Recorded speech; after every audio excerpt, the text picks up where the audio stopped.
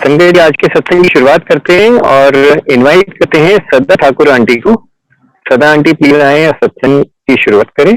शुक्राना गुरुजी महाराज का और शुक्राना सबका, सारी संगत का, शुक्राना गुरुजी मंदिर मैनेजमेंट कमेटी का, सभी का बहुत बहुत शुक्राना। गुरुजी महाराज जानते हैं कब किसका कैसे कल्याण करना है। आज मेरा मन बहुत उदास था और मैं मंदिर भी आना चाहती थी, लेकिन ई पास का थोड़ा सा इशू हो गया था और एक दो हफ्तों से मन कर रही थी कि मतलब बहुत मैं गुरुजी को मिस कर रही थी कि मैं मंदिर जाऊं, लेकिन कभी मेरा जम्मू का चक्कर लग रहा था, कभी कुछ, तो उस चक्कर में मैं मंदिर नहीं आ पा रही थी। तो आज का तो बहुत ही मन था कि मैं मंदिर आऊं, लेकिन नहीं आ पाई। लेकिन जैसे ही मेरे को फोन आया कि मेरे को सत्संग शेयर करना है, तो इतनी मन में खुशी हुई कि गुरुजी ने स्वयं ही मतलब मेरा कल्याण करने के लिए ये माध्यम बना दिया, क्योंकि सत्संग सुनना और सुनाना दोनों से ही कल्याण होता है, ये तो सबको ही पता है।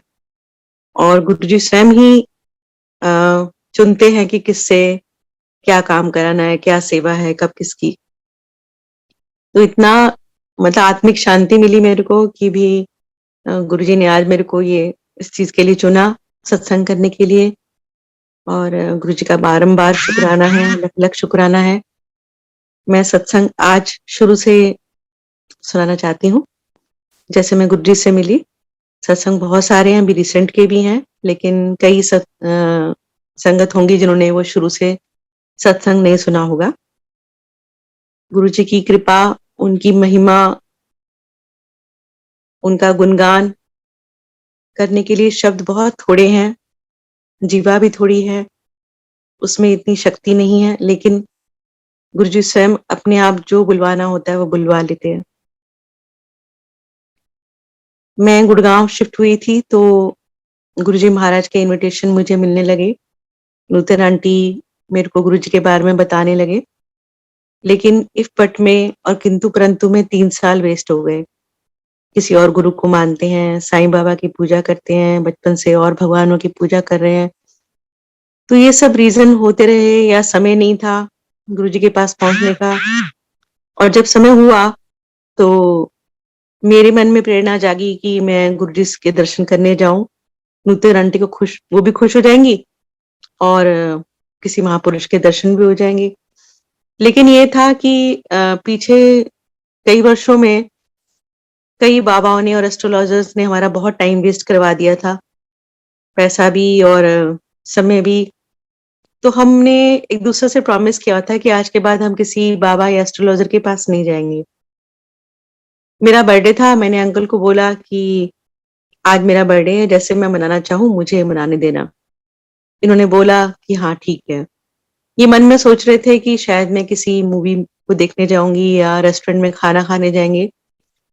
लेकिन थोड़ी देर बाद मैंने इनको बोला कि हम आज नूतन के गुरुजी के पास जाएंगे और वहीं लंगर करेंगे।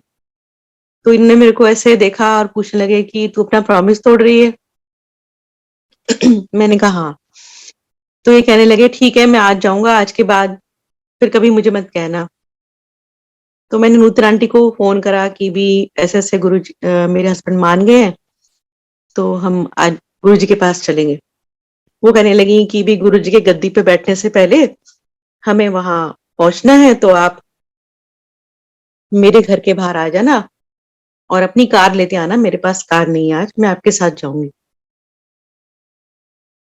मैंने उनसे समझ के सारे घर के काम किए और ये सोचा कि भी रात को जैसे गुरुजी 7 बजे से वहां पे सत्संग शुरू होता है, तो पता नहीं कितने बजे छूटेंगे, थोड़ा मैं आराम कर लेती हूँ। संगत जी, मैं कभी सोती नहीं थी, आज भी नहीं सोती हूँ दिन में। कभी तबीयत वगैरह खराब हो तो अलग बात है। उस दिन पता नहीं क्या हुआ कि मैं थोड़ी देर के लिए लेटी और मेरी आंख लग गई और मुझे एक ड्रीम दिखाई देता है जिसमें गुरुजी महाराज एक बहुत सुंदर चोले में गोल्डन सिंहासन पे बैठे हैं। लाइट में एक ओमकार और ओम ब्लिंक कर रहे हैं साइड्स में, और ऊपर एक गोल्डन ईगल आकाश में उड़ रहा है। मेरी आंख खुलती है, मैं सोचती हूँ जहां मुझे जाना है ये वही जगह है, वहीं के दर्शन हुए हैं। और जब वो आंटी मेरी कार में बैठती है, मैं उनको बताती हूँ कि ऐसे-ऐसे वहाँ पर ये सब है। वो कहने लगी तुझे कैसे मालूम चला? मैंने तो सिर्फ़ तेरे को गुरुजी के सत्संग सुनाए हैं, जगह के बारे में नहीं बताए। मैंने स्वरूप देखा था गुरुजी का उनके घर पे, लेकिन उसमें कोई ऐसी डिस्क्रिप्शन नहीं थी कि वहाँ पर ये सब है। खाली गुरुजी का स्वरूप था बहुत सुंदर चोले में। तो हम वहाँ पहुँचे, गुरुजी एक सेटी पे बैठे हुए थे, कैजुअल वियर्स पहने हुए थे, जॉगिंग शूज़ और आलती-पालती मार के सेटी के ऊपर पैर ऊपर करके बैठे हुए थे। हमारी तरफ देखा उन्होंने, सेटी पे बैठते थे जैसे गुरुजी, तो वो गेट दिखाई देता था एम्पायर स्टेट का, जहाँ से लोग एंटर करते थे। तो गुरुजी ने ऐसे देखा, हम एंटर कर रहे थे, गुरुजी ने नूतन आंटी से पूछा कौन है? तो नूतन आंटी कहने लगी मेरी फ्रेंड हैगी, कच्ची पक्की। तो उन्होंने बोला पक्की। गुरुजी हँसे, फिर कहने लगे की कर देने? हमने कहा गुरुजी कैसे बताएं आप, हम तो सिंगर हैं, क्या किहो जिहा गांदे हो? हमने कहा गुरुजी ये तो आप सुनोगे तो पता चलेगा। कहने लगे चंगा बह जा, कित्थे दा रहने वाला है? मेरे हस्बैंड कहने लगे कि मैं जम्मू दा रहने वाला। तो मेरे को सेवादार से इशारा कर रहे थे कि इधर बैठो, इधर बैठो। तो गुरुजी कहने लगे तू ते अंबाले चंडीगढ़ दे कोल दी सरदारनी हैगी। मैंने एकदम से गुरुजी की तरफ देखा कि गुरुजी मुझे ही बोल रहे हैं ना, तो देखा गुरुजी मुझे ही बोल रहे थे। मेरे एकदम रोंगटे खड़े हो गए कि मतलब ये बात कि मैं एक सिक बॉर्न बेबी हूँ, ये मेरे इन-लॉज़ तक को नहीं मालूम था, किसी को हमने बताया नहीं था, और जिनको पता था वो सब मुझसे बिछड़ चुके थे। गुरुजी को किसने बता दिया? मैं बैठे-बैठे सोचने लगी कि शायद मैंने नूतन आंटी से अपनी कोई पर्सनल लाइफ़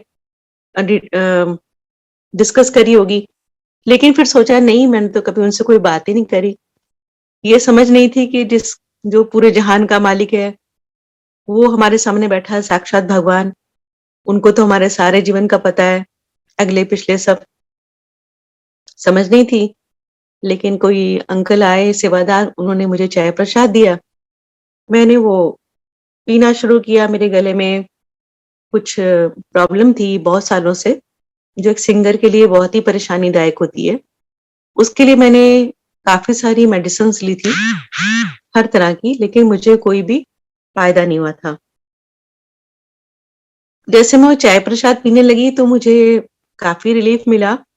मुझे लगा इसमें लौंग दालचीनी डली है, तो इसलिए टाइमली रिलीफ़ है, उसके बाद फिर वैसे ही हो जाएगा। लेकिन उस दिन से लेके आज दिन तक मुझे वो समस्या, वो परेशानी दोबारा नहीं हुई। जय गुरु जी।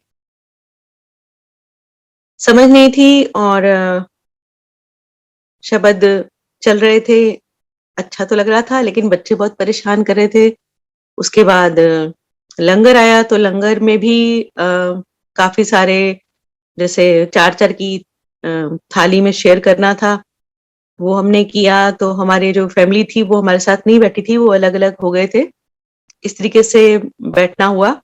मैं गुरुजी के पास वाली लाइन में थी, और मेरे 3 बच्चे कहीं और थे, और किसी और के 3 बच्चे मेरी थाली में शेयर कर रहे थे।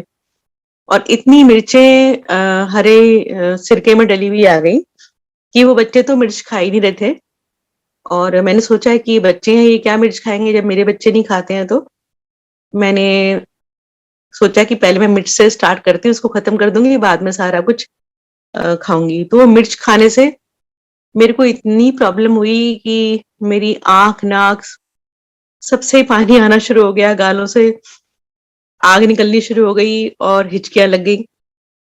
मेरे को लगा शायद कोई मेरी हालत देख के पानी सर्व करेगा, कोई पानी पूछने नहीं आया। गुरुजी मुस्कुराते रहे, और मैं अपनी साड़ी और जो भी मेरे पास अवेलेबल था उससे मैं अपना आँखें और नाक साफ करती रही।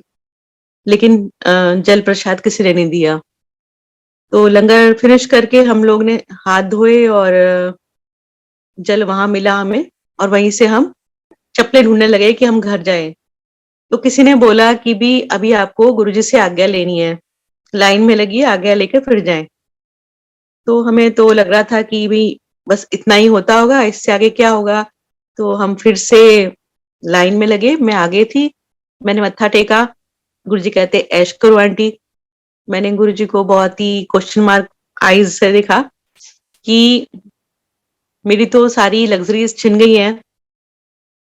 इतना हाई प्रोफाइल लाइफ थी हमारी और मेरे नौकर, ड्राइवर, कारें सब कुछ छिन चुका है।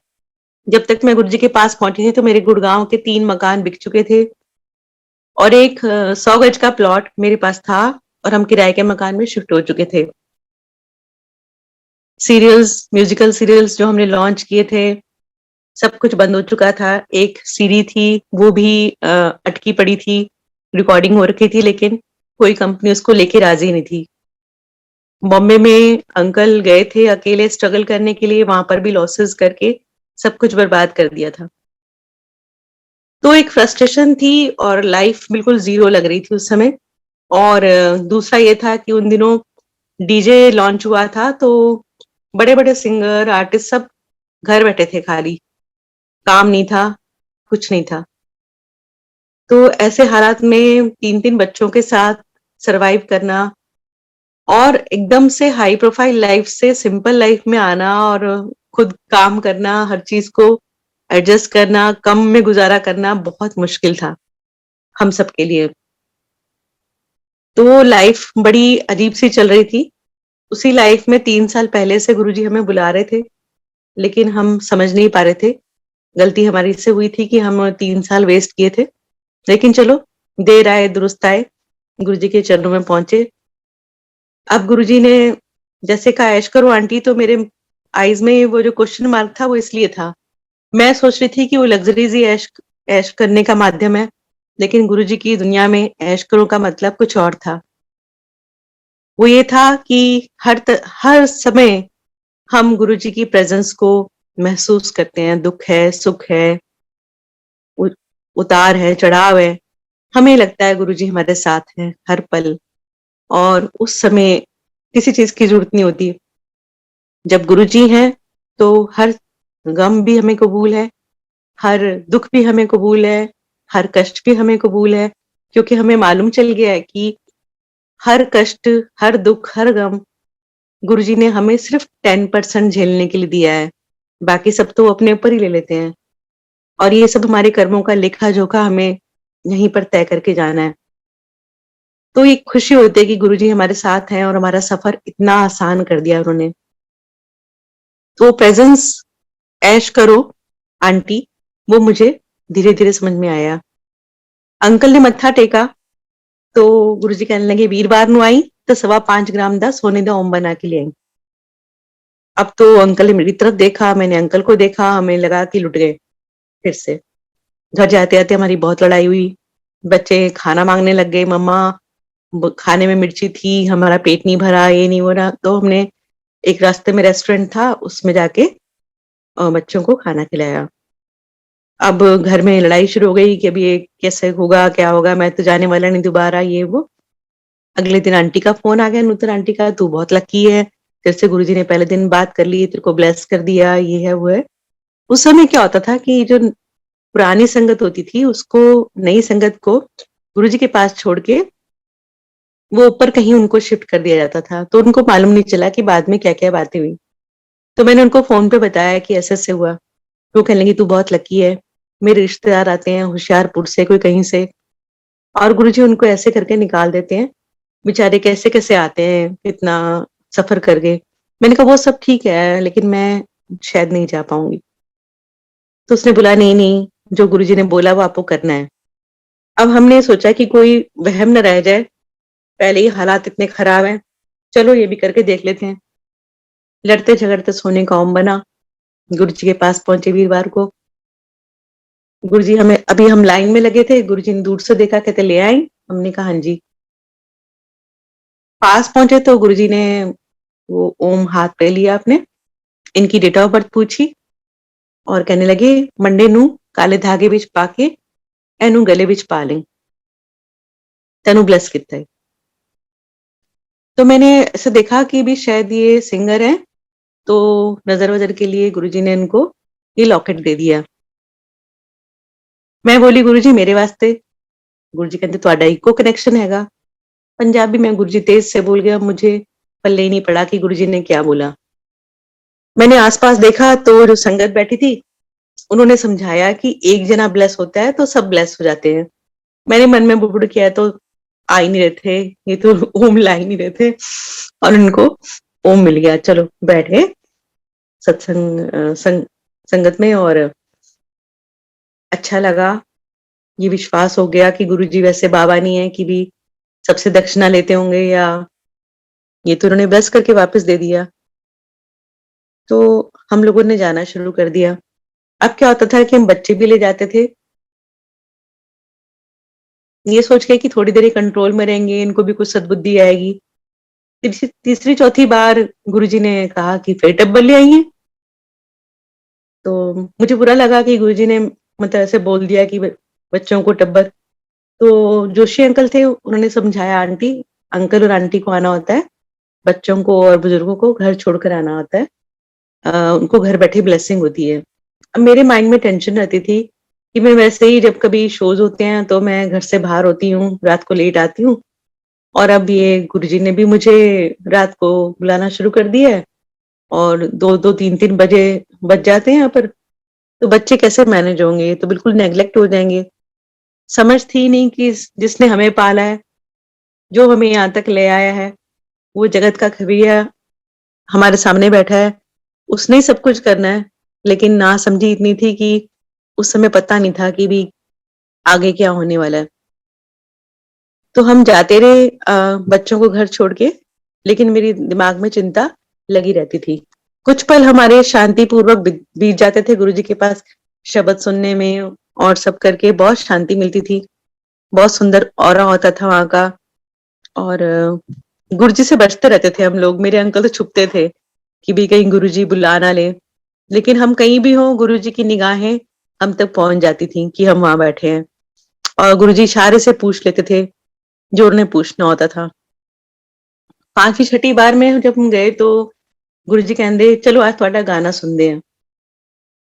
तो मेरे अंकल कहने लगे गुरुजी मैं बाजे के साथ गाता हूँ, गजल गाता हूँ, और बाजा में लाया नहीं हूँ। तो गुरुजी कहते बाजा किथे है? घर घर किथे है? गुड़गांव। तो गुड़गांव केड़ा पाकिस्तान है, जा चक के लिया बाजा, आंटी नु इथे छड़ जा। और गुरुजी ने मेरे को सिंहासन के राइट साइड बिठा लिया। अंकल मुझे गुस्से से देखते हुए चले गए, क्योंकि क्या होता था जिस भी बाबा के पास जाते थे, वो बाबा ये बोलते थे कि मेरे लिए गाओ, तुम्हारा नाम हो जाएगा। तो ये होता था कि म्यूजिशियंस और साउंड सबका बिल हमें खुद पे करना पड़ता था, और क्या हो रहा था कि वो कहीं से कुछ प्रॉफिट भी नहीं हो रहा था कि भी कुछ नाम हो जाए या कुछ काम हो जाए, कुछ भी नहीं, बल्कि और जीरो होते जा रहे थे। तो इन चीजों से हमारा विश्वास उठ चुका था। तो अंकल के मन में वही फीलिंग्स आई होंगी, वो मैं समझ पा रही थी। तो मुझे लग रहा था कि शायद वापिस ही नहीं आएंगे। मैं गुरुजी के पास बैठे बैठे ही सोच रही थी कि मैं गुरुजी को क्या सुनाऊंगी, ये नहीं आए तो क्या होगा, अगर बहुत देर कर दी तो गुरुजी उठ के चले जाएंगे, तो हम किसे सुनाएंगे।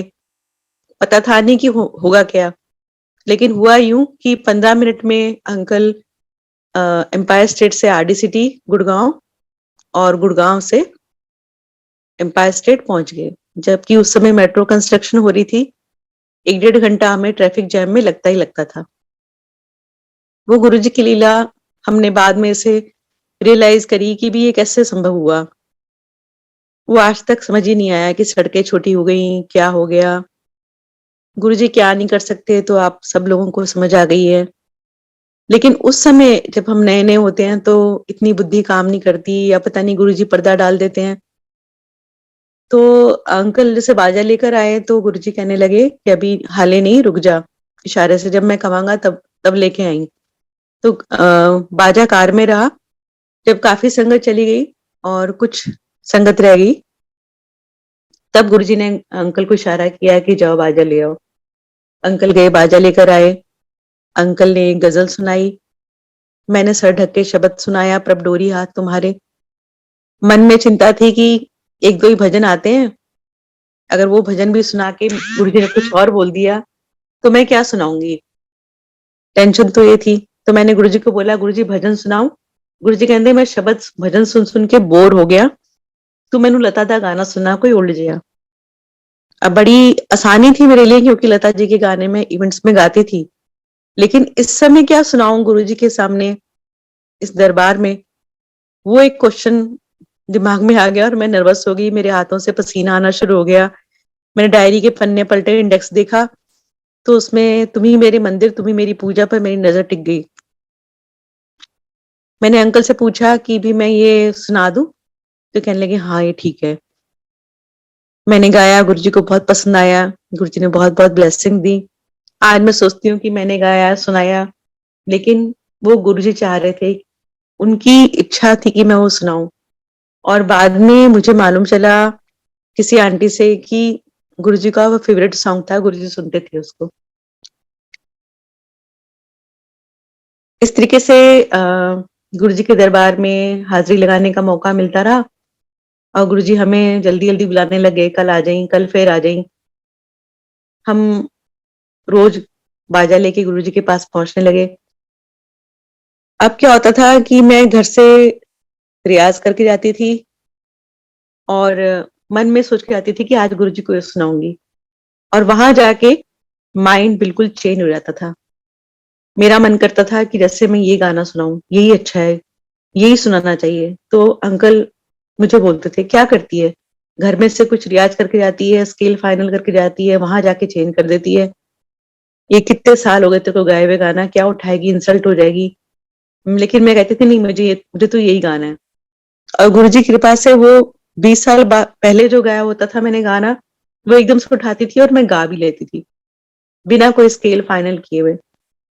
तो आज मैं सोचती हूँ कि मैं नहीं गाती थी, वो गुरुजी अपनी कृपा करते थे और मैं गा पाती थी और वो अच्छा लगता था, क्योंकि मैं खुद भी सेटिस्फाइड होती थी कि हाँ मैंने उस गाने को जस्टिफाई किया है। बिना किसी रियाज के और बिना किसी उसके एकदम प्रॉपर रेंज में किसी भी गाने को उठाना बिना रिहर्सल के, वो गुरुजी की कृपा के बिना संभव हो ही नहीं सकता था। और वो गुरुजी ने करवाया।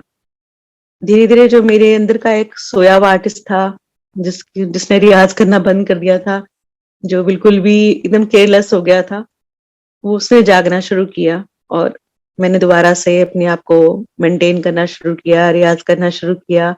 एक लगन लग गई कि गुरुजी को सुनाना है, गुरुजी को सुनाना है, आज गुरुजी के पास चलेंगे। और एक इतना मोह हो गया था ना कि बस एक लगता था कि बस जल्दी जल्दी चलो गुरुजी के मंदिर, गुरुजी से मिलना है। और मैं गुरुजी को ये अरदास करती थी, गुरुजी मेरे को यहाँ आकर बहुत अच्छा लगता है, बस ये हो कि इनका भी मन ऐसे ही बना रहे और ये भी ऐसे ही आते रहे। और मैंने गुरुजी से कुछ मांगा ही नहीं कि मुझे आना है, बस मुझे आते रहना है। और क्योंकि ये थोड़े से अभी गुरुजी को समझ नहीं पाए थे, तो इनके मन में क्वेश्चन बहुत सारे थे। और जब गुरुजी ने उनको समझाना था, अपने तरीके से समझाया। वो आपने सत्संग सुने ही है सारे। तो धीरे धीरे ये हुआ, प्रोसेस शुरू हुआ, गुरुजी ने अपनी लीलाएं करनी शुरू करी। एक स्वरूप मिला मेरे को, उसमें वो अटैच किया जाता था ऐसे कॉलर में कहीं पॉकेट पर, बहुत छोटा सा स्वरूप था। और तब ऐसे स्वरूप मिलते नहीं थे सबको। तो मैंने स्वरूप ले जाके अपनी साइड टेबल पे रख दिया, बेड के साइड पर। मैं जब कभी उठती थी तो मेरे को ऐसा महसूस होता था कि वो स्वरूप जो है वो, उसमें आईज बड़ी होके मेरे को फॉलो कर रही हैं। एक बार हुआ, 2 बार हुआ, तो मैंने अंकल को बोला, मैंने कहा कि पता नहीं क्या होता है, मैं जब भी उठती हूँ और ये स्वरूप में से आईज बड़ी हो जाती हैं और मेरे को फॉलो करती हैं कि मैं कहाँ जा रही हूँ, क्या कर रही हूँ। ये मुझे कहते हैं तू किसी भी चीज में डूबती है ना, तो इतना डूब जाती है, पागल है तू। तो मैंने सोचा कि हो सकता है मेरी ऐसे मतलब गलतफहमी है। तो मैंने वो स्वरूप जो उठा के अपने ना पर्स में रख लिया कि गलतफहमी है क्या है, मैं, ये बेडरूम है, मैं कपड़े भी चेंज करती हूँ, गुरुजी के सत्संग भी सुन रहे हैं हम। तो मैंने वो पर्स में रख लिया। लेकिन जब मैं मंदिर पहुंची और गुरुजी के सामना हुआ, तो गुरुजी ने ऐसी बातें करी 2-4, जो कि मेरे अलावा किसी को पता नहीं थी। और मैं समझ गई थी गुरुजी मेरे को ही बोल रहे हैं। तो मुझे ये भी पता चल गया कि गुरुजी उनके स्वरूप को चाहे आप कहीं भी रखो, गुरुजी देखते हैं, वो आपके साथ ही रहते हैं। लेकिन अभी बहुत कुछ समझना बाकी था। मतलब संशय थे तब भी हमारे दिमाग में कि शायद ये कोइंसिडेंस हो रहा है, शायद ये ऐसे हो रहा है। तो एक बार क्या हुआ कि हम गए गुरुजी के पास और मैं जल्दी-जल्दी चली गई थी खाना बना के बच्चों के लिए, और मैंने उनके लिए मूँग की दाल बनाई थी कि भी जल्दी मैं पहुँच जाऊँ गुरुजी के पास, क्योंकि सुबह से रिकॉर्डिंग में थी और घर आके मेरे को लगता था कि मैं गुरुजी के दरबार में देर ना करूँ। तो मैं मूँग की दाल बना के चली गई, और जब लंगर सर्व हुआ तो उसमें खूब सारी मिठाइयाँ, तरह-तरह के अच्छी-अच्छी डिशेज़ बनी हुई थी। आज भी मुझे याद है, उसमें छोलिया पनीर भी था और 3-4 मिठाइयाँ थी, एक बड़ी अच्छी मिठाई थी, तो मेरा ध्यान बच्चों की तरफ चला गया। मैंने कहा ये सब तो उनको मिलना चाहिए था, और ये तू क्या करके आ गई? मतलब मूँग की दाल बनाकर आ गई, बच्चों के लिए ठीक से खाना भी नहीं खाया होगा। ये विचार मेरे मन में चल रहे थे, मैंने किसी को नहीं बोले, ना अंकल को, ना किसी को। लेकिन जब हम जाने लगे तो पता नहीं क्या हुआ, गुरुजी ने मेरे को वापस बुलाया, और मैं काफ़ी देर तक वहाँ बैठी हुई थी, कुछ नहीं था वहाँ पर। सारी चीज़ें मेरी आँखों के सामने थी कि भी यहाँ पर क्या-क्या पड़ा हुआ है। तो गुरुजी ने ऐसे हाथ किया और एक मिठाई का डिब्बा आया हाथ पर, और गुरुजी कहंदे बच्चों वास्ते ले जा। मैं इतनी पागल, मैंने ये ध्यान नहीं दिया कि गुरुजी का हाथ तो खाली था और ये प्रसाद कहाँ से आया। पता नहीं मैं थकी थी या गुरुजी ने मेरे को अ, ब्लैंक करना था, क्या था। मैंने मिठाई का डिब्बा लिया और सीधी कार में आके बैठ गई, और कार की सीट पीछे करके आराम से लेट गई कि मैं थोड़ा रेस्ट करूँ, क्योंकि सुबह से मैं भाग-दौड़ में लगी हुई हूँ। तो जब वो मिठाई का डिब्बा 1 किलो का था, और धीरे-धीरे मेरे को महसूस होने लगा कि वो भारी हो रहा है। 2 किलो, 3 किलो, 5 किलो, 10 किलो, जब उससे भी ज़्यादा होने लगा तो मुझे लगा मैं इतनी भी थकी हुई नहीं हूँ कि मतलब 1 किलो का डिब्बा मुझे इतना भारी लगे। तो मैंने सीट सीधी करी और फिर बैठी ठीक से, फिर उसको समझने की कोशिश की तो वो और वेट बढ़ रहा है उसका। मैंने कहा आज तो पता नहीं गुरुजी क्या कर रहे हैं, ये सत्संग तो हम सुनते रहते हैं। फिर मैंने अंकल को बोला, मैंने कहा सुनो ये पता नहीं क्या हो रहा है, ये 1 किलो का मिठाई का डिब्बा ऐसे हो रहा है। ये मुझे कह रहे गुरुजी को पता चल गया होगा हमारे पास नोट नहीं है, तो उसमें नोट भर रहे होंगे। कहते हैं ना नोट छापने की मशीन लगा लेंगे। गुरुजी हमें ब्लेसिंग देते थे खूब सारी कि बाजा कट के ले आओ, नोट नहीं छापने, बाजा कट के ले आओ, कैसेटा नहीं हिट करानी, बाजा कट के ले आओ, जा तेरे गांधी रे तेरे बच्चे हो जाएंगे पास। तो हमने सोचा गुरुजी ने ऐसे कुछ किया होगा, तो मेरे मन में ऐसे आया, मैंने कहा आपको ना हर समय नोटों के सपने आते रहते हैं, और इनसे मेरी लड़ाई शुरू हो गई हमेशा की तरह। और जैसे हम घर पहुंचे तो बच्चों ने दरवाजा खोला, बच्चे कहने लगे मम्मा आपसे गुरुजी की खुशबू आ रही है। मैंने महसूस किया कि वो शायद मैंने गुरुजी के हाथ से डिब्बा लिया है, और वो डिब्बा मैंने काफी देर से गोदी में रखा हुआ है। तो वो गुरुजी के हाथ को हम छूते थे तो गुरुजी के हाथों से बहुत अच्छी फ्रेग्रेंस आती थी, जिसको हम सोचते थे कि गुरुजी बहुत कोई कीमती परफ्यूम लगाते होंगे। ये नहीं मालूम था कि वो डिवाइन फ्रेग्रेंस है। तो धीरे से वो जो फ्रेग्रेंस थी वो मेरी पूरी बॉडी में से आने लग गई और पूरे घर में फैल गई। और हमने जल्दी से वो डिब्बा खोला, उसमें वो बेसन के लड्डू थे, और वो इतने, उसमें से भी खुशबू आ रही थी। इतने फ्रेश रहे, 1.5 महीने तक चले वो। बच्चों ने भी खाए, हमने भी खाए। उससे पहले और उसके बाद हमने वैसे टेस्टी लड्डू नहीं खाए। किसी ने बताया ही नहीं कि वो डिवाइन प्रसाद है या सचखंड का प्रसाद है। ना हमने किसी से पूछा, शायद गुरुजी की आज्ञा नहीं होगी। तो उस प्रसाद को हमने खूब खाया, खूब एन्जॉय किया, और ये सोच के पूछा नहीं कि भी कई लोग बोलते थे ना कि गुरुजी को डिस्कस नहीं करना चाहिए। तो मन में क्वेश्चन तो आए थे, लेकिन कुछ भी नहीं पूछा हमने किसी से भी। इवन नूतन आंटी से भी नहीं पूछा, बस बताया था कि ऐसे-ऐसे गुरुजी ने प्रसाद दिया और हमने उसको खाया है। बाद में मालूम चला कि गुरुजी सचखंड का प्रसाद क्या बोलते हैं उसको, क्या होता है? भूल ही गई। और डमरू किसी को दिया है, किसी को मिश्री प्रसाद, हाँ, मिश्री प्रसाद अ, गुरुजी ने काफ़ी संगत को दिया। एक मटकन आंटी हैं, वो हमेशा मेरे को जब भी मिलती हैं, तो मैं कहीं गा रही होती हूँ, तो मुझे ज़रूर वो देती हैं मिश्री प्रसाद, और उसमें से वही फ्रेग्रेंस आ रही होती है, जो गुरुजी के हाथ से हम प्रसाद लेते थे, वो आती थी। तो ये संगत का प्यार और गुरुजी का आशीर्वाद खूब खूब ब्लेसिंग दी उन्होंने। फिर एक बार ऐसे ही लंगर कर रहे थे, तो लंगर करने के बाद डबल लंगर कराया गुरुजी ने। हमने कहा गुरुजी हमने खा लिया, गुरुजी कहते डबल ब्लेसिंग है, खा लो ऐश करो। समझ नहीं थी, हम खाने बैठ गए। घर में हम 2 रोटी से ज्यादा नहीं खाते थे। वहां इतना कुछ खा के भी पता नहीं चलता था कि क्या खाया हमने। घर पहुंचते थे हम फ्रेश होते थे, जैसे हम सुबह 5 बजे के उठे हैं और हम पूरा दिन अपने काम करके गुरुजी के पास पहुंचते थे शाम को। अगले दिन गुरुजी हमें 2-3 बजे तक छोड़ते थे। तो हम जाके सोते नहीं थे, हम जाके बच्चों के स्कूल की तैयारी करते थे, बच्चों को स्कूल भेजते थे, सब कुछ करते थे और एकदम फ्रेश रहते थे। और गुरुजी की इतनी कृपा होती थी कि मतलब हमें मालूम ही नहीं चलता था कि हम जागे हुए हैं। ऐसे करते-करते दिन बीतने लगे। एक दिन लंगर करके काफ़ी सारा हलवा प्रसाद आ गया, तो मेरे अंकल मुझे कहने लगे कि तू खा ले, मेरी शुगर बढ़ जाएगी। गुरुजी बहुत दूर बैठे थे, किसी को भी नहीं पता था कि अंकल ने मुझे क्या बोला है। गुरुजी वहीं से बोले, खा ले कंजरा, कल जाके चेक कर ली, तेरी शुगर नॉर्मल करती है। हमने सोचा है कि शायद इसमें कुछ हर्ब्स वगैरह मिलाते होंगे, जो कि जाके चेक करेंगे तो नॉर्मल हो जाएगी शुगर। जाके चेक किया, नॉर्मल थी शुगर। लेकिन आज भी मेरे अंकल मंदिर में जो भी प्रसाद मिलता है, सत्संग में जो भी प्रसाद मिलता है, खाते हैं, आके चेक करते हैं, शुगर नॉर्मल होती है। बाहर कहीं पार्टी में कुछ अगर बदतमीजी करते हैं, तो शुगर अप डाउन हो जाती है। ये गुरुजी का डिवाइन प्रसाद, गुरुजी ने हम लोगों को ब्लेस करके हर रोज दे रहे हैं मंदिर से, सत्संग से। और ये सत्संग प्रसाद, ये बहुत महत्वपूर्ण हम सबके लिए। मैंने शायद पता नहीं आपको अ, अपने जम्मू के सत्संग सुनाए हैं कि नहीं सुनाए, मैं वो भी सुनाऊंगी बीच में। पहले मैं ये सत्संग कंप्लीट कर लूं।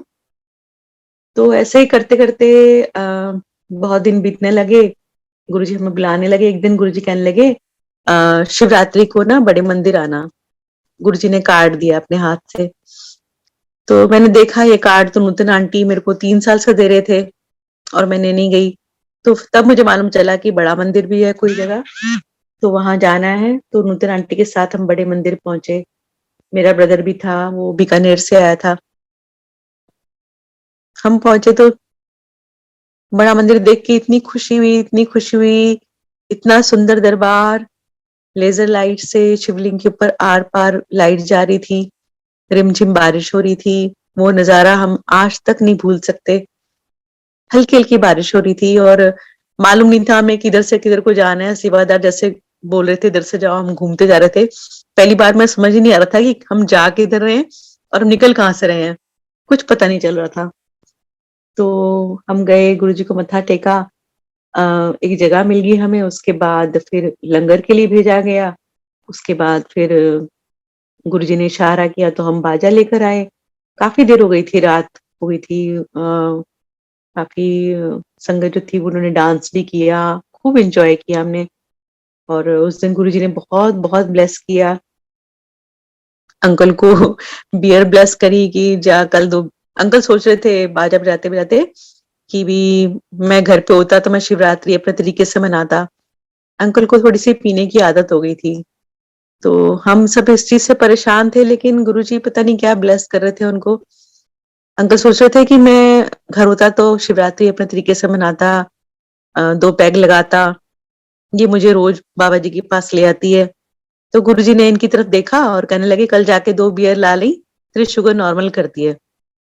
तो मुझे बड़ा हैरानी हुई कि गुरुजी मंदिर में बैठ के बियर की बात कर रहे हैं, लेकिन वो ब्लेसिंग थी गुरुजी की। और आज भी मेरे अंकल शिवरात्रि के बाद 2 बियर जरूर लेते हैं। तो अब मैंने भी बहुत कुछ सोचा मंदिर में बैठ के कि मैं कुछ कर तो पा नहीं रही हूँ गुरुजी। आप इतनी ब्लेसिंग देते हो, कहते हो कुड़ी की आवाज लता वर्गी है, नहीं मेरा कुछ हो तो सकता नहीं है। और बॉम्बे जाने की उम्र भी मेरी निकल गई। अब बच्चों के साथ मैं इनको देखूं कि मतलब अपनी कुछ सोचूं। ऐसे ही मतलब ये विचार मेरे मन में आया।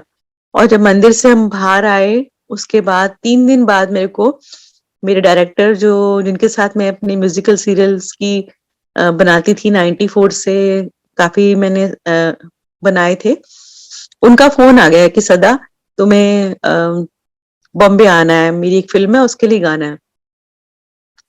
तो मुझे बड़ी हैरानी हुई, मैंने कहा इसको इतने साल बाद मेरी याद आ गई। चलो कोई बात नहीं, लेकिन मैं अकेले कैसे जाती? मैंने अंकल से पूछा, अंकल कहते जा, गा के आ। तो मैंने बोला मैं अकेले, कहते नहीं तू जा। तो मैं अकेले कभी संगत जी सब्जी लेने तक भी नहीं गई थी बाहर। और पता नहीं कैसे गुरुजी ने माध्यम बनाया, मैं अकेले बॉम्बे गई और गा के आई 2 गाने, एक शान के साथ, एक जगजीत सिंह जी के साथ।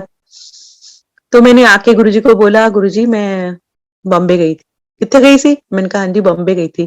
की करन गई सी? मैंने गुरुजी एक गाना 2 गाने गा के आई हूँ। किदे नाल? मैंने कहा एक शान नाल, एक जगजीत सिंह नाल। वो भी मेरा चेला चेला हैगा। मैंने कहा अच्छा।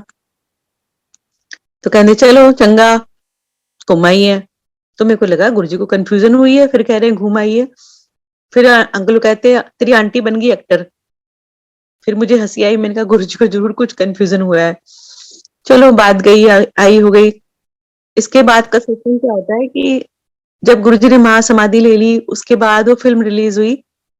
तो जब मेरे को वहां पे प्रेस कॉन्फ्रेंस में बुलाया गया, मैंने जो देखा स्क्रीन पे सबके नाम आ रहे हैं, सबके जो जो सिंगर है उनके नाम आ रहे हैं, मेरा नाम ही नहीं है उसमें। तो मैं इतना रोई कि इस आदमी के लिए मैंने इतने साल काम किया, इसको इतना पैसा कमा के दिया, इसका सीरियल का रिसर्च वर्क किया, इसको पता नहीं होता था ऑडिशन में लेती थी।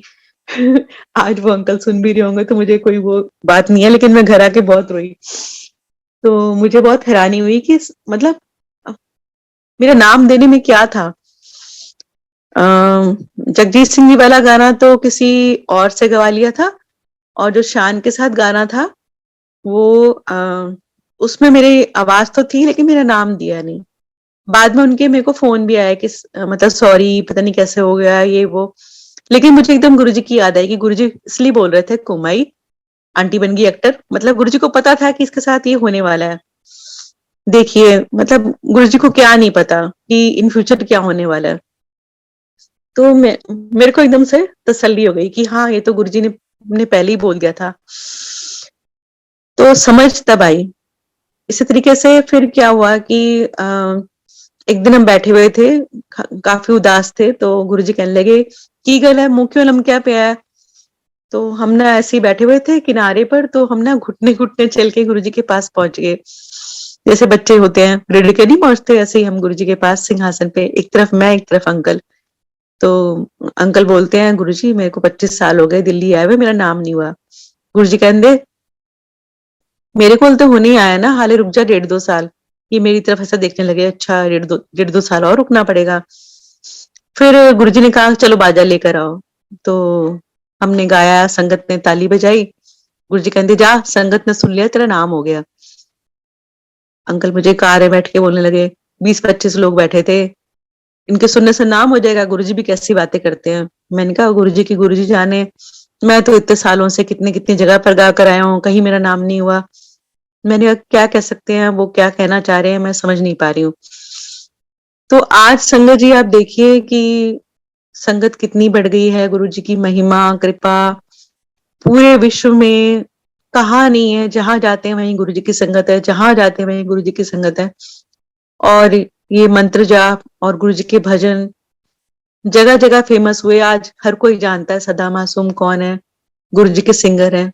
और इससे बड़ी पहचान, इससे बड़ा नाम क्या हो सकता है?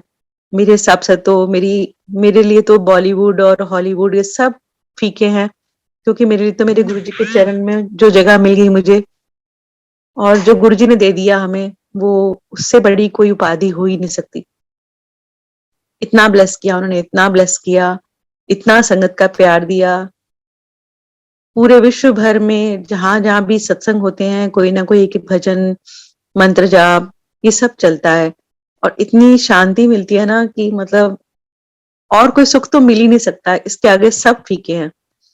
आप करोड़ों रुपए दे दो हमें, करोड़ों चीजें दे दो, लेकिन ये जो सेटिस्फेक्शन है ना जो गुरुजी ने दे दी हमें, मेरे मन की तो सारी इच्छाएं छीन ली गुरुजी ने। कि बस जो मेरे मन में थी कि मैं बॉलीवुड के लिए गाऊं, इसके लिए गाऊं, उसके लिए गाऊं, वो सब गुरुजी ने मेरी मिटा दी। अपने चरणों में जगह देके, अपने भजन गवा के। सोचा ही नहीं था कभी कि मतलब हम गजल से भजन सिंगर बन जाएंगे। उस समय गुरुजी की लीला समझ ही नहीं आ रही थी कि वो क्यों सुन रहे हैं, क्यों बार बार बाजा मंगा रहे हैं। फिर गुरुजी ने बैसाखी पे बुलाया हमें बड़े मंदिर। उस दिन 2 गाने गाने का चांस मिला। पहले डाँट पड़ी कि भी कोई ढोलकी-शोलकी वाला नहीं लाया है, टीम नहीं आई। तो हमें पता नहीं था। फिर कहते तेरा 4 पान है, जा परे मर। तो अंकल आके बोलने लगे गुरुजी तो गुस्से हो गए हैं। तो मैंने कहा आपको पूछना चाहिए था कि भी हमें टीम के साथ आना है, कैसे आना है। तो मैं गुरुजी को मन ही मन अरदास करने लगी, गुरुजी नाराज हो गए हो, आज नहीं सुनोगे। तो गुरुजी कभी उनका डांस देख रहे थे जो बच्चे और राधा रेड्डी जी डांस कर रहे थे, तो कभी मेरी तरफ देखते थे। फिर एकदम से उन्होंने सिंगला अंकल को बुलाया और कहने लगे जा छत्ते वाले अंकल और बाजे वाली आंटी नो लिया। वो अंकल ने पहले हॉल में निगाहें घुमाई, फिर उसके बाद हमारी तरफ देखा, बाजा मेरे पास पड़ा था और अंकल के बाल बहुत लंबे लंबे होते थे, तो गुरुजी ने उसका नाम छत्ते वाले अंकल रख दिया। तो सिंगला अंकल आए, कहने लगे आज तुम्हारा नया नामकरण हुआ है। हमने कहा क्या? कहते छत्ते वाले अंकल बाजे वाली आंटी। मैंने कहा ठीक है, कह रहे गुरुजी बुला रहे हैं। तो हम चले गए। तो हमने 2 गाने गाए। मैंने उस दिन लग जा गले सुनाया। माइक मिला था उस दिन, तो आवाज पूरे मंदिर में गूंजी। सारी संगत ने ताली बजाई, गुरुजी बहुत खुश हुए। तो मैंने कहा गुरुजी अब मैं कब आऊं? ये पूछा था कि नेक्स्ट मतलब हमने कब आना है। तो गुरुजी कहने लगे जा तेरा कल्याण किता, आज ते बाद तेनू दर्दा नहीं होनिया। तो मैं एकदम हैरान हो गई कि मतलब मैंने गुरुजी को कभी नहीं बताया कि मुझे क्या प्रॉब्लम है।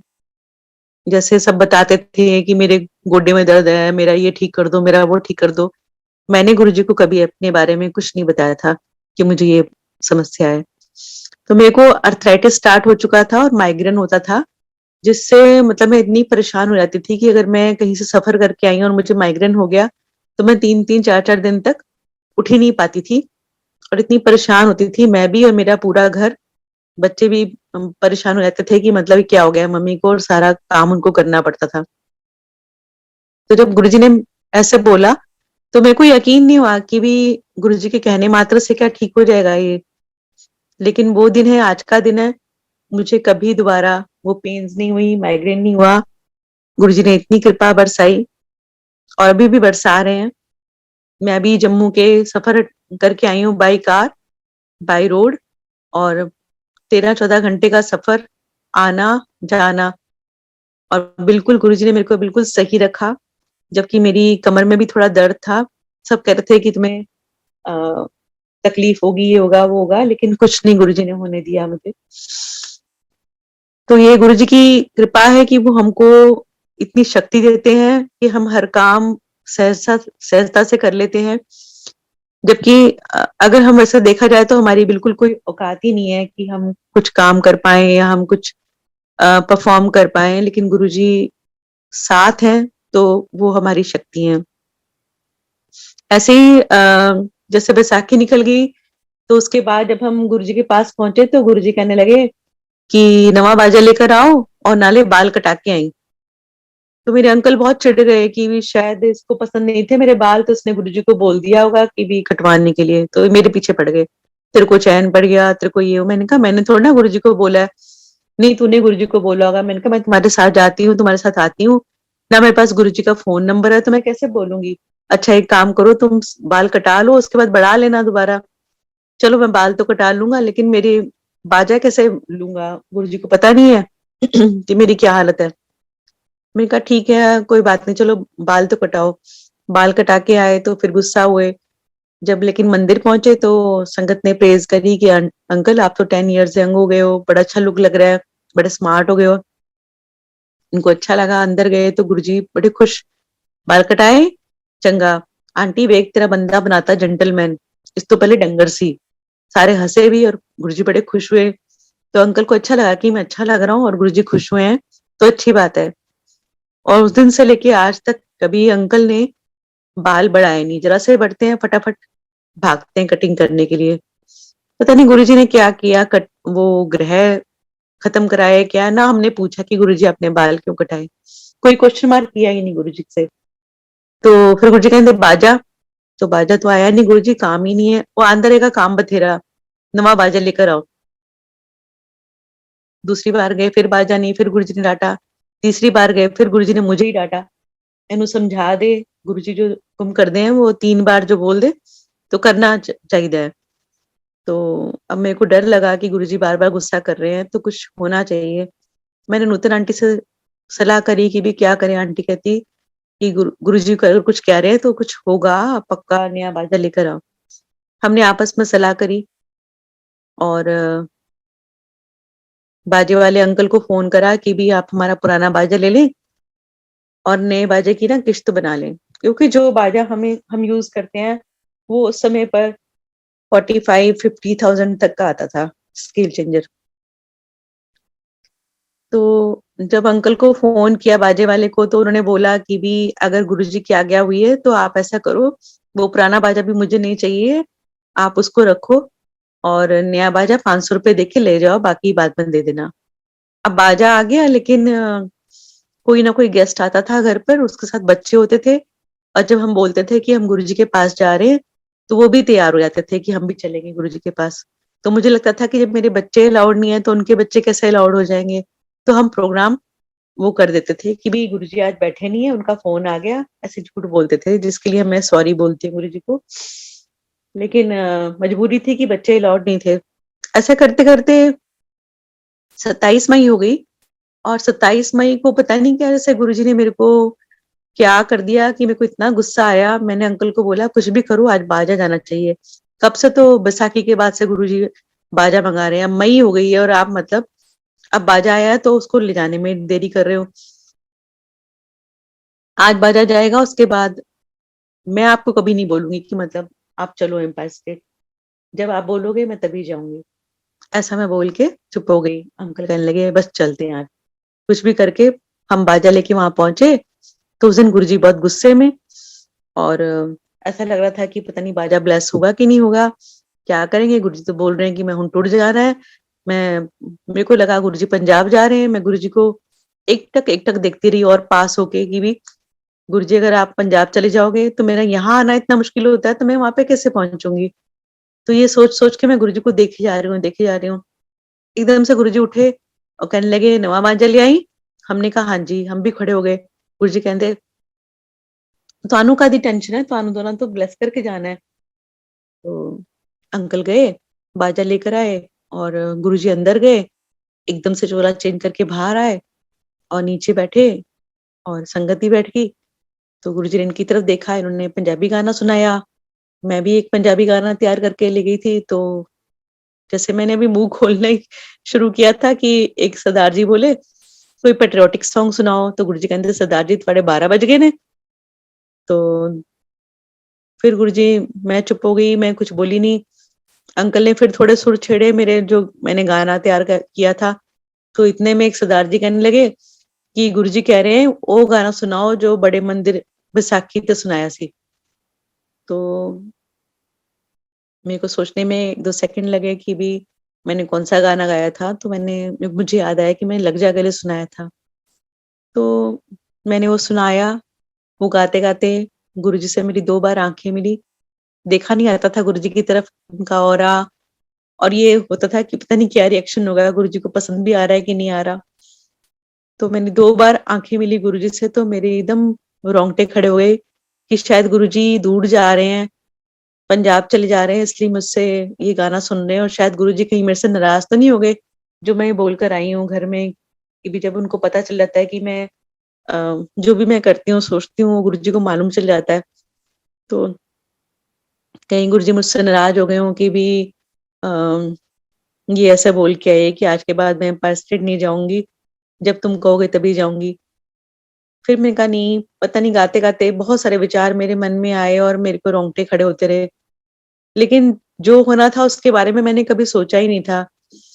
मैं तो सिर्फ़ सोच रही थी कि गुरुजी पंजाब जा रहे हैं और शायद मैं उनसे दोबारा मिल नहीं पाऊँगी इसलिए गुरुजी मुझसे ये गाना सुन रहे हैं।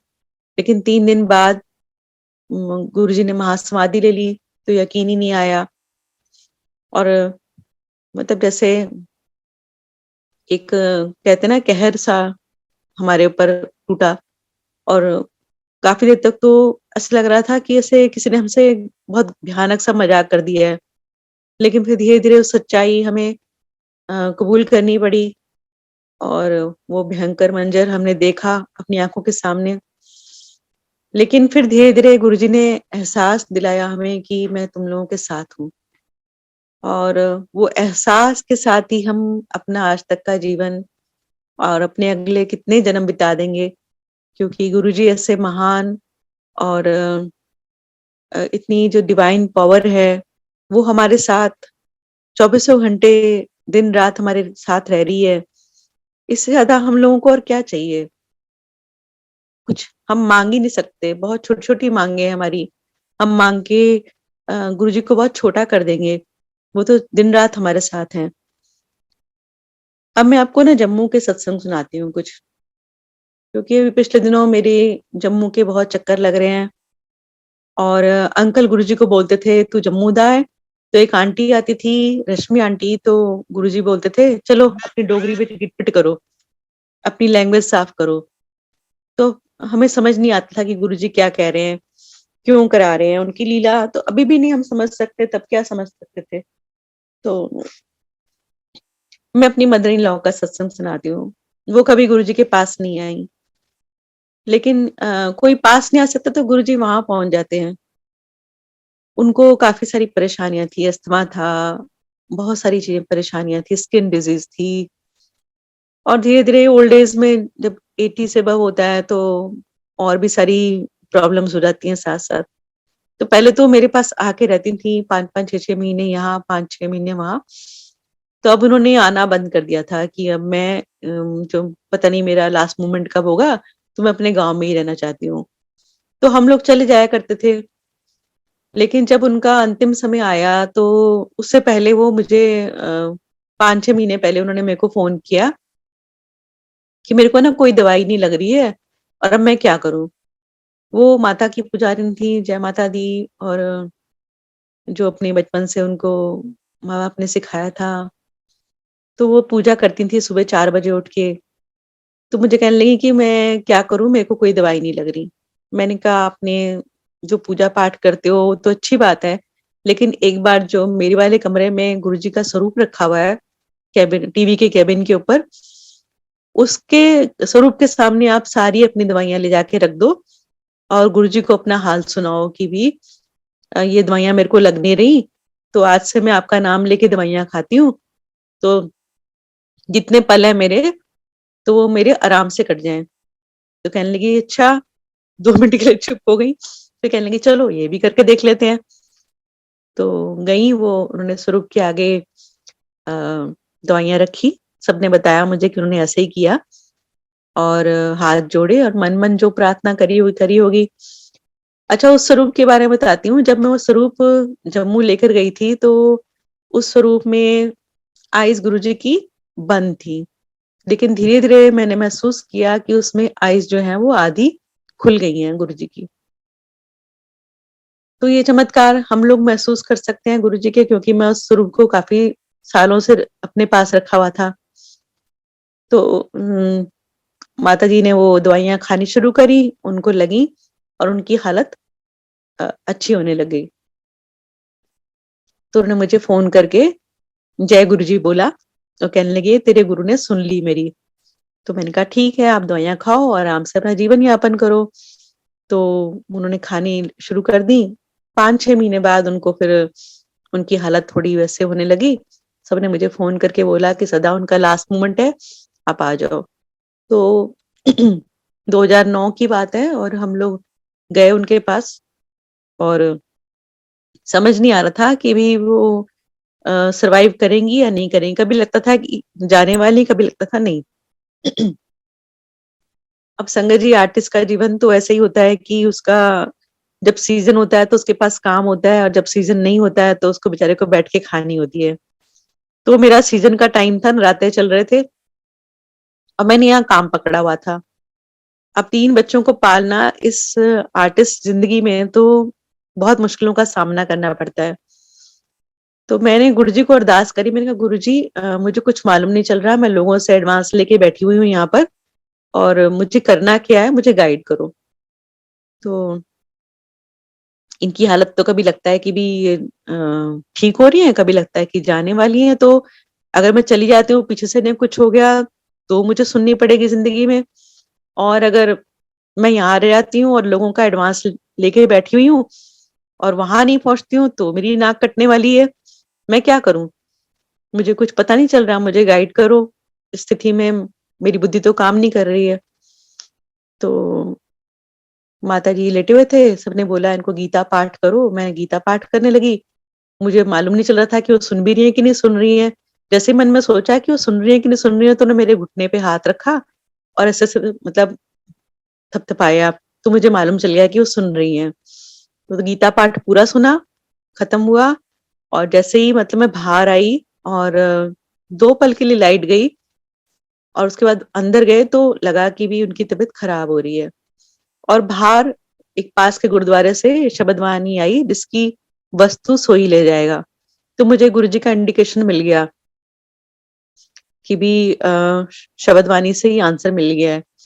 और थोड़े 15 मिनट के बाद उन्होंने अपनी अंतिम सांसें ली और गुरुजी की कृपा से इतनी मतलब मैंने पहली बार किसी को ऐसे प्राण छोड़ते हुए देखा कि उसके बच्चे, पोते पोतियां सब पास में हो और स्मूथली वो एकदम इतनी अच्छी अच्छी ब्रीदिंग लेके चला जाए। तो मैंने गुरुजी का बहुत बहुत शुक्राना किया कि वो उन्होंने इतनी प्यारे तरीके से गुरुजी के चरणों में विलीन हुई है। और मेरे को हर तरीके की मुश्किल से गुरुजी ने तब भी निकाला, अब भी निकाल रहे हैं। और मतलब ये नहीं है कि कोई गुरुजी के मंदिर में चल के नहीं आ पा रहा तो गुरुजी उसकी नहीं सुन रहे। कोई कहीं भी अरदास करे बैठ के तो गुरुजी वहां पर सुनते हैं उसकी। ये प्रूफ हुआ।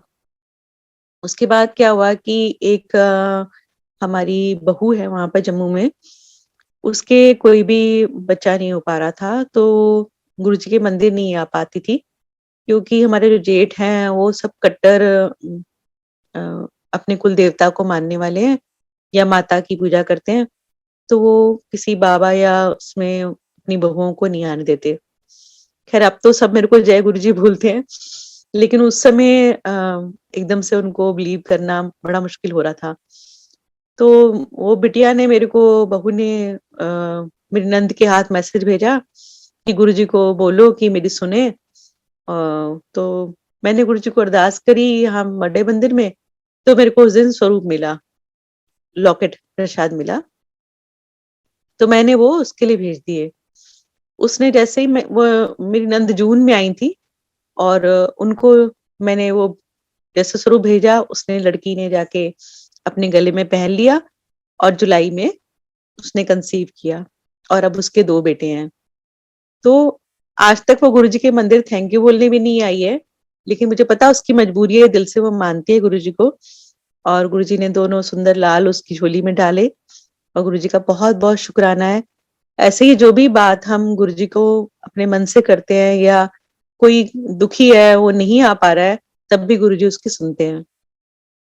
ऐसे ही जम्मू में एक जगह पे पानी नहीं आ रहा था तो अ, काफी आके सर्वे करने वाले देख के गए तो उनको लगा कि पानी नहीं आ रहा है। तो मैं उस दिन बड़े मंदिर पहुंची तो मैंने सत्संग सुना सुखी आंटी का कि चंडीगढ़ में पानी नहीं आ रहा था तो गुरुजी ने बोला कि वहां जाके खोदो तो पानी आ जाएगा। तो मुझे मालूम चल गया कि गुरुजी ने सत्संग मुझे आज इसलिए सुनाया है कि वो पानी की जो समस्या है वो हल हो जाएगी। तो मैंने फिर जम्मू फोन किया और उनको बोला कि भी आप दोबारा से सर्वे वालों को बुलाओ और खोद के देखो पानी आएगा। वो कहते आप कैसे कर सकते हो, इतना पैसा वेस्ट हो जाएगा और ये हो जाएगा। मैंने कहा आप करो गुरुजी का नाम लेके। और उन्होंने किया और पानी बहुत ज्यादा गहराई में न जाके 80 फीट पे ही पानी आ गया था। इतना मुझे अभी याद नहीं है एक्यूरेट कि कितने फीट पर आया, लेकिन पानी आ गया। और आज वहां जहाँ पानी नहीं था वहां पे खूब अच्छी खेती वेती होती है। तो सत्संग जो हम सुनते हैं उसमें हमारे लिए कोई ना कोई मैसेज होता है और उस मैसेज का गुरुजी को पता होता है कि कब किस वक्त पे किसका कैसे इलाज करना है, कैसे कल्याण करना है। तो संगत जी आज मैंने आपको इतने सत्संग सुनाए हैं गुरुजी की कृपा से। अगर और समय है तो मैं और सत्संग करती हूँ, नहीं तो मैं यही विराम देती हूँ। हाँ प्लीज आंटी कुछ और सत्संग शेयर कर लें। जी अंकल। कुछ और सत्संग आप चेक कर लीजिए। जी अंकल जी। जी थैंक यू। जी।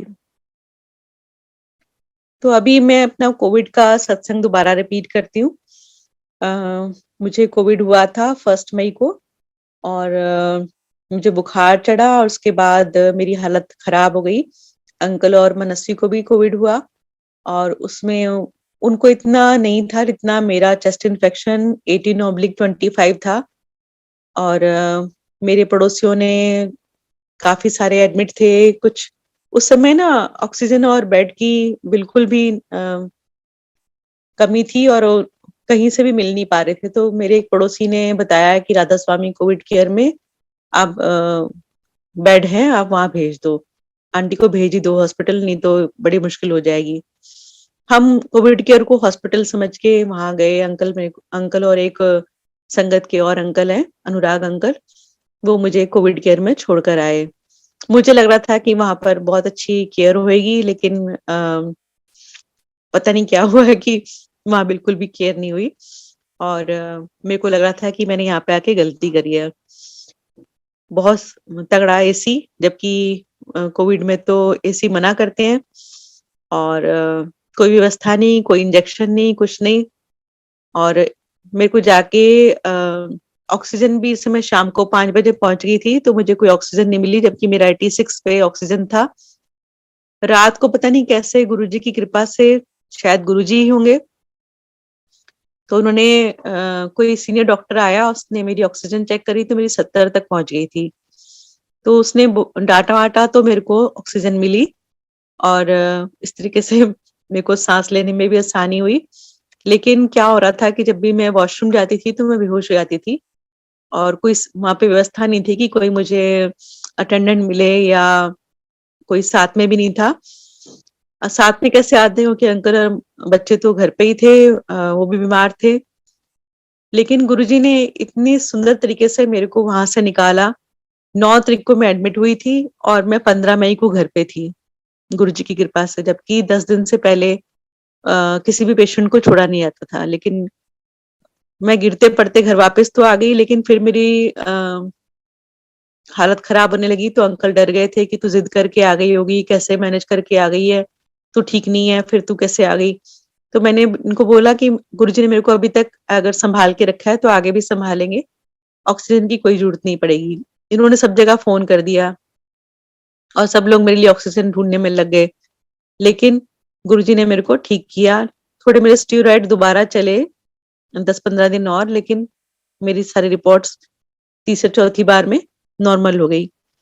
लेकिन वहां पर एक बहुत सुंदर ये हुआ कि जब 12 तारीख थी तो 9 तारीख को मैं एडमिट हुई थी। मेरे को 2-3 बार इंजेक्शन लगे, बस उससे ज्यादा उन्होंने लगाया ही नहीं। 12 को एक बटरफ्लाई आई शाम को 6-6:30 बजे, जिसने मेरे बेड के 3-4 राउंड काटे और उसके बाद वो गायब हो गई, क्योंकि मैं होश में भी थी और नहीं भी थी और फोन कहा था ये मेरे को पता नहीं था। मैं वीडियो बनाना चाहती थी लेकिन मैं बना नहीं पाई और वो बटरफ्लाई कब चली गई कुछ पता नहीं चला, कहाँ गई पता नहीं चला। तो मैं लोगों का सत्संग सुनती थी कि भी वो बटरफ्लाई में गुरुजी को समझते हैं प्रेजेंस, या पिकॉक में गुरुजी की प्रेजेंस समझते हैं। तो मैं मतलब मुझे गुस्सा भी आता था, हंसी भी आती थी कि अपने गुरु को इन सब चीजों में क्यों ढूंढते हो। लेकिन उस दिन समझ में आई कि वाकई गुरुजी की प्रेजेंस होती है बटरफ्लाई और पिकॉक में। उसके बाद से मेरी ऑक्सीजन लेवल अपने आप ठीक होना शुरू हो गया, जबकि मेरे को प्रॉपर मेडिसिन नहीं मिली थी, ना प्रॉपर इंजेक्शन मिले थे, ना प्रॉपर खाना था। पी थाके के टूट गए थे, उससे मैं खा भी नहीं पा रही थी और ऊपर से मैंने घर में भी किसी को नहीं बताया था कि मेरी ये हालत हो रही है। मुझे लग रहा था ये लोग पैनिक करेंगे और मैं नहीं चाहती थी कि जैसी मेरी हालत है वैसे किसी और की और उसको उसको भी यहाँ आना पड़े। तो गुरुजी ने मेरे को इतनी हिम्मत दी और इतना साथ निभाया और मैं घर वापस आई। आज आपके सामने सत्संग भी कर रही हूँ, गा भी रही हूँ गुरुजी की कृपा से और उनकी मेहर का इतना आनंद लेती हूँ मैं दिन रात। मैं अभी जम्मू गई थी तो वहाँ अपना घर और क्योंकि अब सास नहीं रही तो बहुत सारी चीजें होती हैं, तो अपना घर और अपनी जमीन होते हुए भी मेरे को होटल में रुकना पड़ता है। लेकिन संगत का इतना प्यार है कि हर हर एक का फोन आता है मेरे को बार बार बार कि आप मेरे पास आइए, मेरे पास स्टे करिए, मेरे पास आइए, मेरे पास स्टे करिए। मतलब मन इतना भर जाता है कि भी देखो अपने रिश्तेदारों और अपनी अ, जिनके लिए हमने इतने पैसे खर्च करे, इतने रिश्ते निभाए, इतनी लेन-देन किया, वो रिश्तेदार आज हमारे काम नहीं आ रहे और संगत, वो परिवार जो गुरुजी बना के गए, जो बोल के गए, वो इतना हमसे मिलने के लिए हमसे बात करने के लिए तरसता है और मतलब मैं क्या-क्या शेयर करूँ कि गुरुजी की इतनी कृपा है और इतना प्यार है उनका और संगत का इतना प्यार है कि मेरी आँखें बहुत गदगद हो जाती हैं कई बार। और गुरुजी ने इतना ब्लेस किया है लॉकडाउन में भी और नया घर भी ब्लेस करके दिया। जो-जो गुरुजी ने बोला सब-सब आज पूरा होता जा रहा है और गुरु महाराज ऐसे ही कृपा सब पर, हम पर, पूरे विश्व में बरसाते रहें और सबका कल्याण होता रहे और सबको इस महामारी से बचाते रहें गुरुजी। किसी को कुछ ना होने दें, बस ऐसे अरदास करते हुए मैं सबसे इजाज़त लेती हूँ। जय गुरुजी, शुक्राना गुरुजी।